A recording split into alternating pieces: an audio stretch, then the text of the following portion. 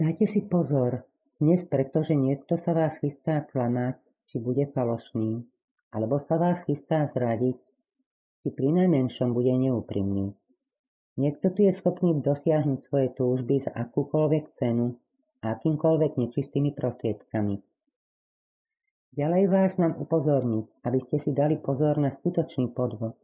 Máte si strážiť všetky svoje záležitosti a hlavne veľký pozor na podvodníka, okradnutie či istú faloš. Mali by ste si ujasniť, po čom túžite a podľa toho by ste si mali vytýčiť svoje ciele, pretože túžba sa líši od citov, tým, že vnáša do života dynamiku a aktivitu. Vaše priania a požiadavky formujú prežívanie vašich citov a teda sú základom vášho jednania. Dnes budete musieť bojovať o svoju prácu, tak ako aj v láske. Ak chcete lásku, treba bojovať so súperom. Je potrebné, aby ste niečo robili. Podľa toho, kto sa pýta, pre niektorých z vás tu mám informáciu, že o vás prejavujú dokonca až dvaja muži či ženy záujem a tí budú medzi sebou bojovať o vašu priazeň. Niekoho z vás fascinuje muž či žena, ktorá má zmysel pre realitu, stabilitu a praktické myslenie, ktorá si ale aj dokáže vychutnávať všetky stránky života. Je odhodlaná, nezlomná dosiahnuť svoj cieľ a zaujať tak stabilné postavenie. Dokáže dobre a vytrvalo pracovať. Tento typ muža či ženy má o vás záujem. Môže byť starší, alebo teda staršia.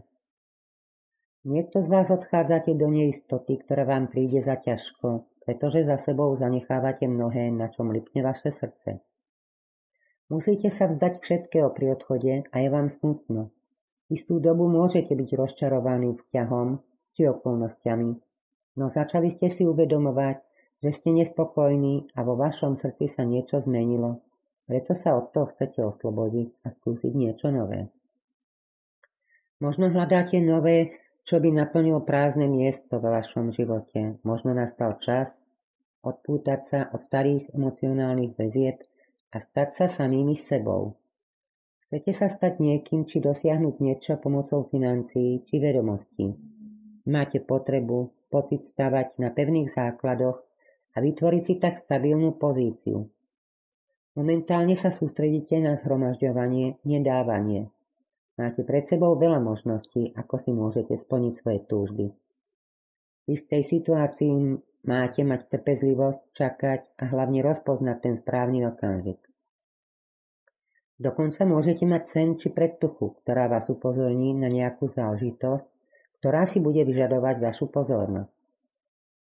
Ako náhle v sebe zharmonizujete svoj energický potenciál, budete mať v sebe toľko sily, že aj nemožné sa stane možným. Alebo inak povedané, problémové situácie pretvoríte v zvládnutelné.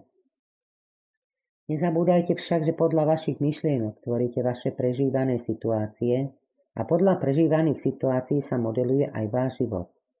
Niektorých z vás čaká prudká zmena, či zmena od základov, pretože ste ako si ostali stať v istej situácii na jednom mieste.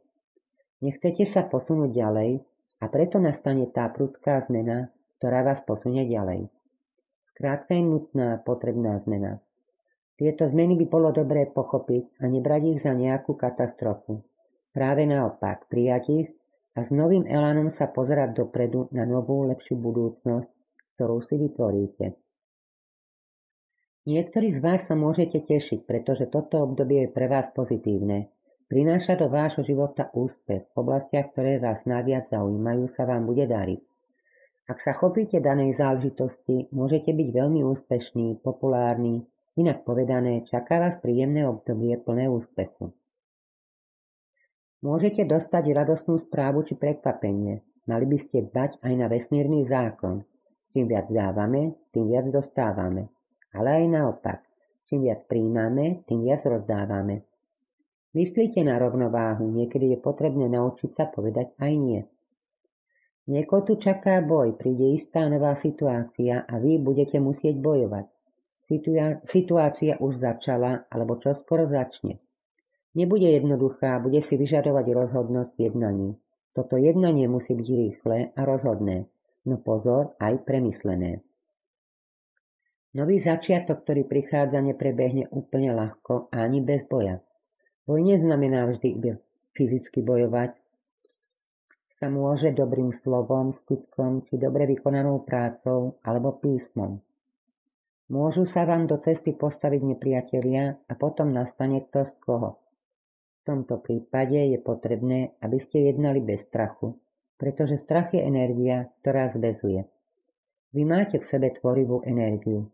Ak ju správne nasmerujete, dokážete sa presadiť a teda aj uspieť. Vaša intuícia vám to tu potvrdí. Máte použiť k dosiahnutiu vášho cieľa všetku vašu inteligenciu, vašu múdrosť a vyhrajete. Ak máte niekto záujem o väžbu, môžete ma kontaktovať cez správu. Ďakujem.